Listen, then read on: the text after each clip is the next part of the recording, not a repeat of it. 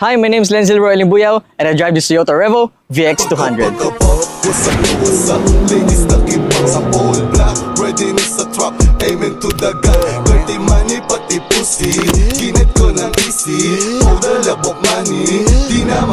Basically, it's not mine. Sa tito ko yan.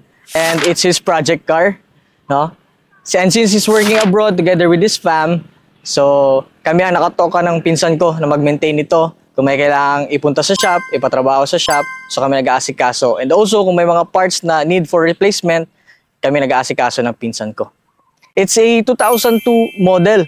Considering the age of car, no, talagang matanda na rin. Sabi kasi ng tito ko, instead na mag-rent a car sila every time na uuwi sila ng Pinas, so bumili na lang siya. No? Tapos siya na lang i-maintain every time na uuwi sila ng Pinas. So, di sila mahihirapan mag-tour around. Muntik na nga daw mabenta to eh. Eh kaso nakita ng tito ko sa Facebook group na puro Revo lang. So nag-uusap about Revo, knowledge about Revo. So naisipan niya, gawin niya na lang project car. Pagandahin, ayusin yung kondisyon ng sasakyan na talagang running siya. Lahat, all power. At doon, natuto kami kung saan bibili ng pyesa, kanino bibili ng pyesa.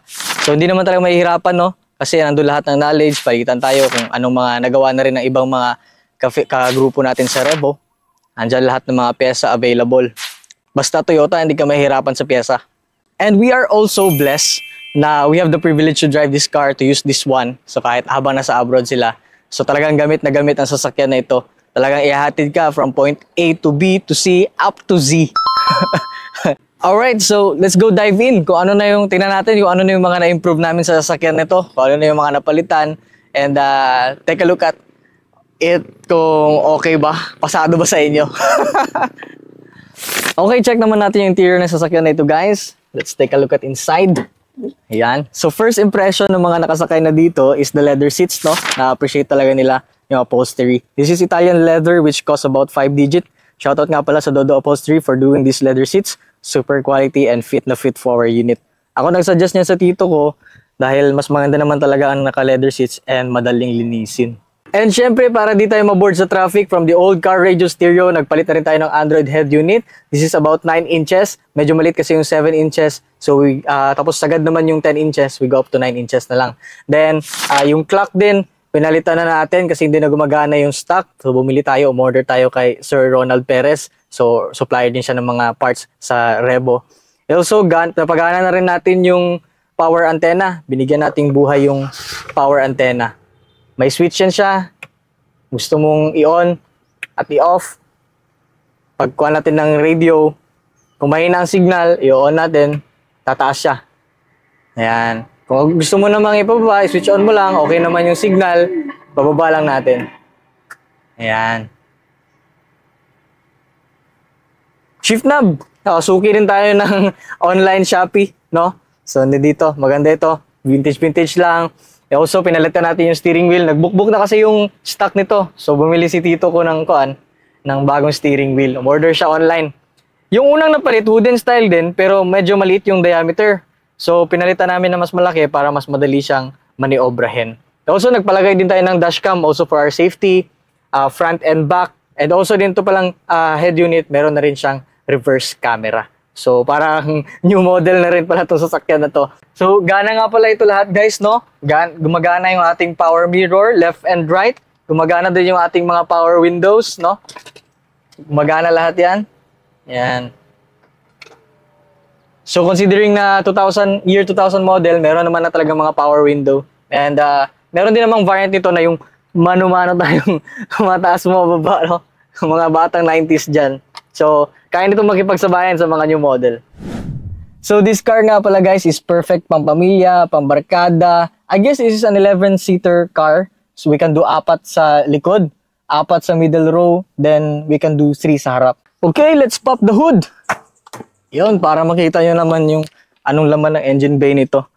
So, hihingin ako ng sorry daan sa inyo, guys, kasi hindi tayo nakapagpa-engine cleaning bago tayo mag-shoot nitong video.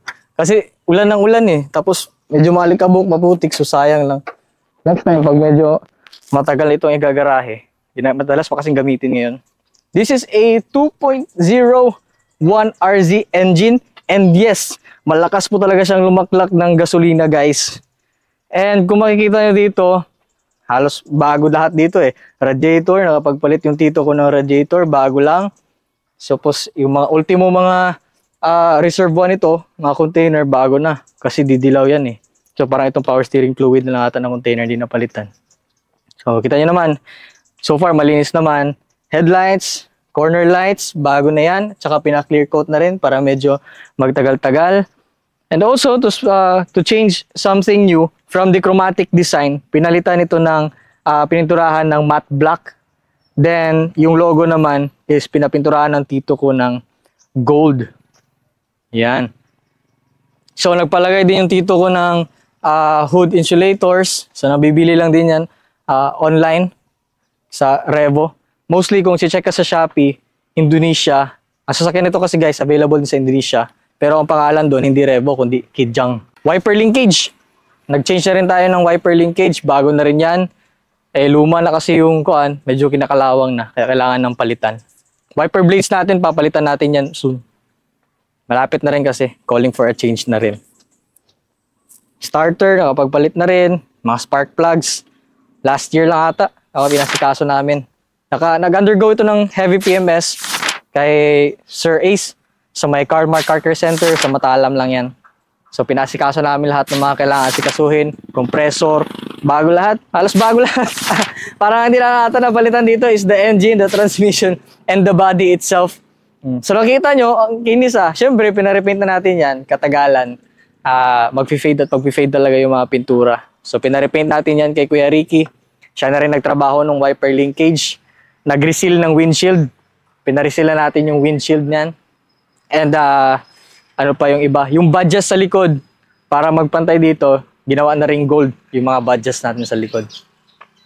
Alright, and from the top, meron tayong roof rack. O yan, lalagyan ng mga gamit natin sa likod. So nasubukan na rin daw itong lagyan ng gamit, like bigas, mga bags and all, pag naglo-long drive or pag nagta-travel.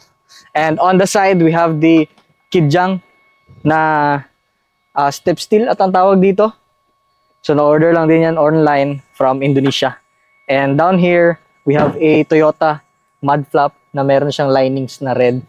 So, para medyo highlight din siya. At ito rin, from the chromatic design, itong cover dito, pinamatte black ni Tito. And, okay naman.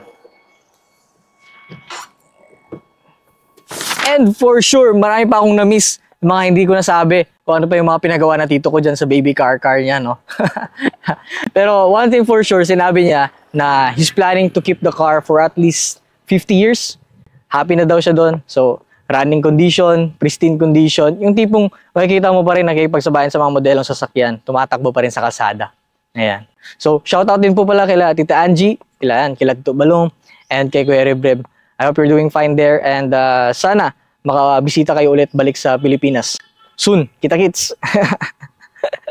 And thank you for giving us the privilege to drive this car, to maintain this car, and magamit ang car na to whenever needed. So kung ano namang mga gala, kung ano namang mga emergencies, mga lakad nating magpamilya. Ayan. And thank you. Kita-kits.